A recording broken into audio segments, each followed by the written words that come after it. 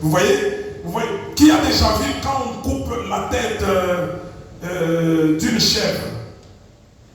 Quand on coupe la tête d'une chèvre, des fois, on fait maman,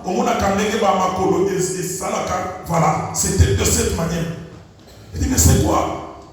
Pendant qu'elle faisait ça, ça n'a pas fait 30 secondes, elle est partie. Complètement. Je bouge la tête fait comme ça. Je bouge la tête fait comme ça. Je lève la tête, complètement partie. Je mets ma main sur son cœur, le cœur ne battait plus. Eh bien, Satan, tu mens. Voilà ma première parole que j'ai prononcée. Satan, tu es menteur. Tu ne peux pas ravir une âme comme ça. Je viens de parler avec elle et tu me la ravis. Tu ne vas pas le faire. Tu trompes. Je commence à prier. Je prie. J'ai commencé d'abord par arracher puisque je voyais que son âme partait déjà. C'était déjà entre les mains de l'ennemi. Ça partait. J'ai dit, je vous ravis cette âme. Vous n'allez pas partir avec. Je me suis souvenu de la prière de l'ange avec Satan qui était en train de se quereller le corps de Moïse.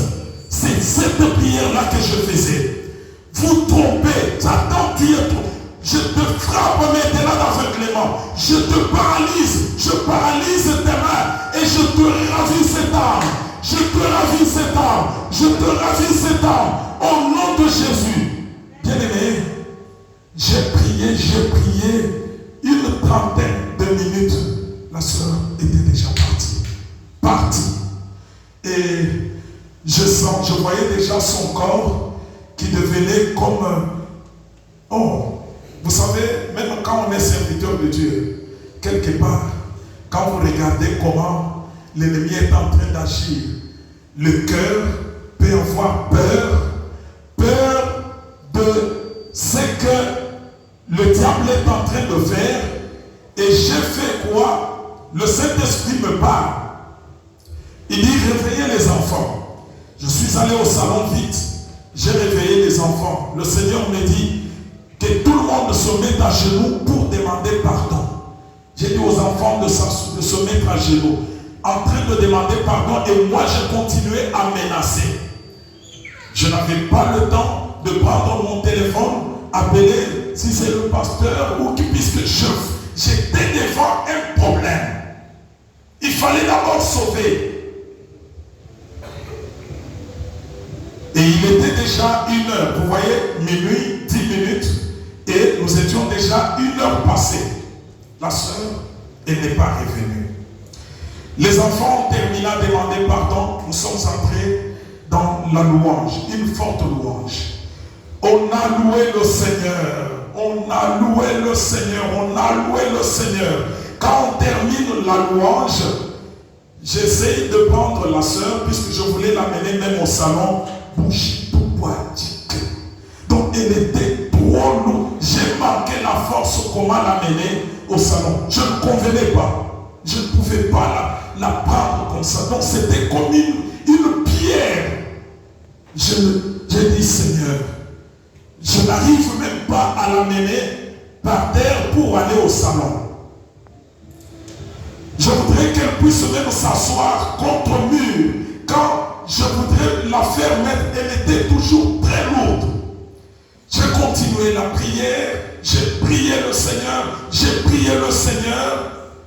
et vers 2 heures, je vois la sœur qui me regarde. Il dit, vous voyez, quand quelqu'un vient, c'est comme une folie là. Quand elle commence à regarder, elle dit, basoda wa bazalaki awa ebele bayaki awa po bakanga biso baki wapi bakotaki na ndako awa ebele baki wapi. Donc elle commence à parler comme une folle. Il dit basoda bazalaki awa ebele baye batoke porte bakoti po bakanga biso tokende. Et j'ai dit aux enfants, remercions le Seigneur. On a remercié le Seigneur. Et j'ai dit à Mirati, j'ai dit à Gabi, j'ai dit, n'abandonnez jamais ce Dieu ici. Vous voyez ce que le Seigneur a fait avec votre maman? Vous savez, ça c'est le témoignage que j'ai vécu. Il n'y a pas, parce que je vous ai dit ça il y a combien? Un mois. Il y a presque un mois. C'est le mois passé. Le matin, j'ai parlé ça au pasteur. Il faut avoir la foi. Il faut savoir comment intercéder. J'avais parlé à Dieu. Comme il y a quand même la mémorisation des versets. J'ai sorti les versets que je n'ai jamais sortis. Et c'était dans le cœur. J'ai dit, Seigneur, regarde ça. Ta parole dit ça. J'ai même pris la Bible. J'ai commencé à lire. J'ai dit, Seigneur, ce n'est pas de mon erreur. Toi, tu as écrit. J'ai commencé à lire. Tu as dit ça. J'ai lu la parole de Dieu. Elle ne va pas mourir. Je refuse la mort. Je refuse la mort. Même si toi, puisque tu ne m'as pas dit qu'elle allait mourir maintenant. Tu ne m'as pas dit ça. La mort d'un chrétien, le Seigneur prévoit, il nous prépare. Dieu nous prépare. Il ne peut pas nous arracher comme ça. Il nous prépare toujours. Mais le diable est toujours là. L'ennemi est là. Bien aimé, ce que j'ai vécu, ce n'est pas seulement moi. Le diable, il combat tout le monde. Voilà pourquoi tu dois avoir la vie de sanctification. Ce jour-là, si dans ma maison, cet événement-là était arrivé alors qu'on était dans une bagarre, alors qu'on était dans des chamailles, alors qu'on était dans des discussions inutiles, elle allait partir. Voyez-vous, la Bible dit, cherchez la paix avec tous. Il n'y a pas quelque chose qui dépasse la paix. Vous devez toujours chercher la réconciliation. Chaque jour qui passe, à chaque minute, tu es intercesseur. Ne garde pas les problèmes dans ton cœur.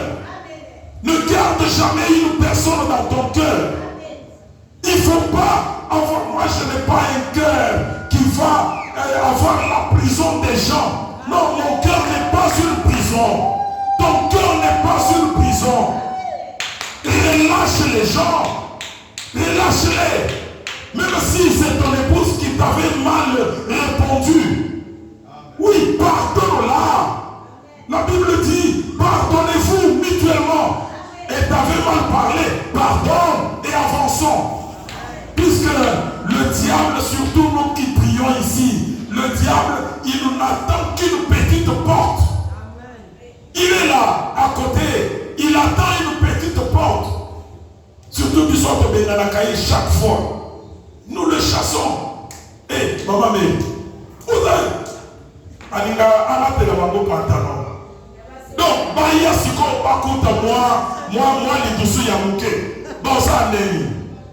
Eh,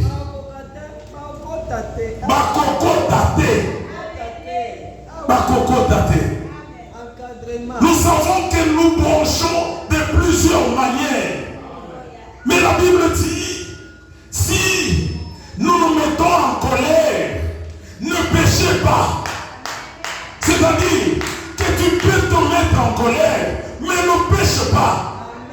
Quelqu'un peut me mettre en colère, je peux me fâcher, mais la Bible dit, ne pêche pas. Pourquoi? Puisqu'il ne faut pas que ta colère puisse arriver jusqu'au-delà de la journée, au-delà de la nuit. C'est là que vient le péché. Mais pour avoir la colère, oui, tu es une femme, tu es un homme, tu peux te mettre en colère, mais ne pêche pas. Que le soleil ne se couche pas sur votre colère. Que le soleil ne se couche pas. Si on a mal fait, demandez-nous pardon. Même là où vous sentez que vous n'avez pas mal agi, prie, demande pardon pour les autres. Peut-être ils ont fait cela par ignorance, par mégarde. Demande pardon. Un intercesseur avec un cœur compatissant. Il demande pardon pour les âmes. Il demande pardon pour son église. Il demande pardon pour les serviteurs de Dieu. Il demande pardon pour les épouses des serviteurs de Dieu. Pour nos enfants. Tu demandes pardon. Et quand tu demandes pardon, le Seigneur te pardonne aussi. Merci Seigneur. Vous savez, un intercesseur, il devient un soutien spirituel de l'Église. Un intercesseur, c'est une personne de paix. C'est quelqu'un qui combat dans la prière pour les autres. Il combat. Il aime la parole de Dieu. Il aime la Bible. Il lit continuellement la parole. Et tu dois mémoriser les promesses de Dieu. Un autre point, il discerne les faux enseignements.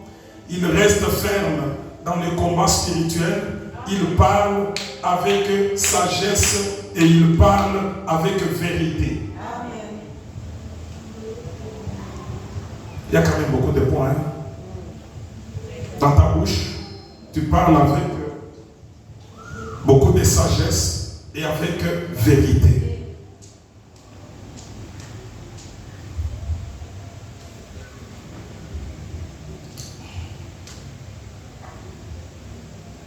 Nous avions dit que notre premier point, c'était pour le salut des âmes, afin que les âmes viennent au Seigneur.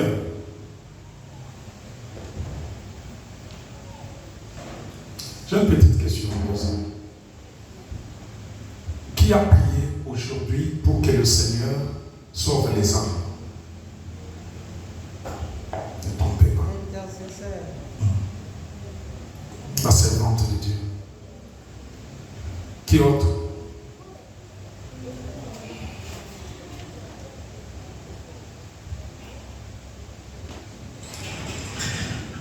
Maman Omoni. Chaque jour, on assemble la kaba mikolo na mikolo, mukolo atama côté. Amen. Amen. Et tu n'as pas levé ta main, ma soeur. Nous sommes en train, dans l'enseignement, ce n'est pas une prédication. Dans l'enseignement, nous parlons. Oui. Nous parlons.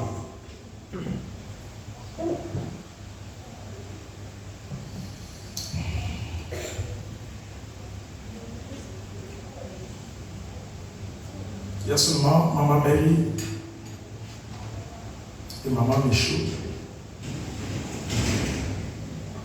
qui ont prié pour le salut des âmes.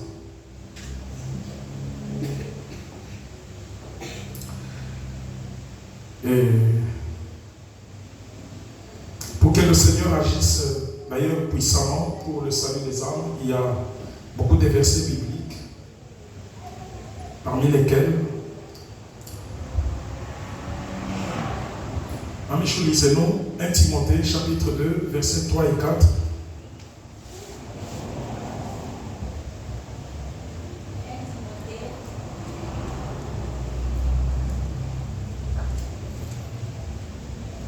Timothée 2, 3, 4. 1 Timothée chapitre 2, 3 et 4, et nous lisons au nom de Jésus. Amen. Souffre avec moi comme un bon soldat de Jésus-Christ. Il n'est pas des soldats qui s'embarrassent des affaires de la vie. Il veut pleurer à celui qui l'a enrôlé.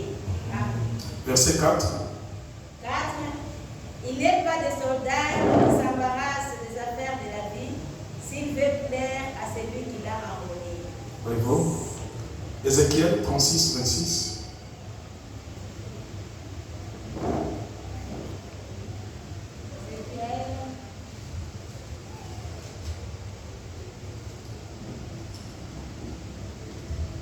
Ma mère a chaque fois que tu as un soldat, C'est le verset là.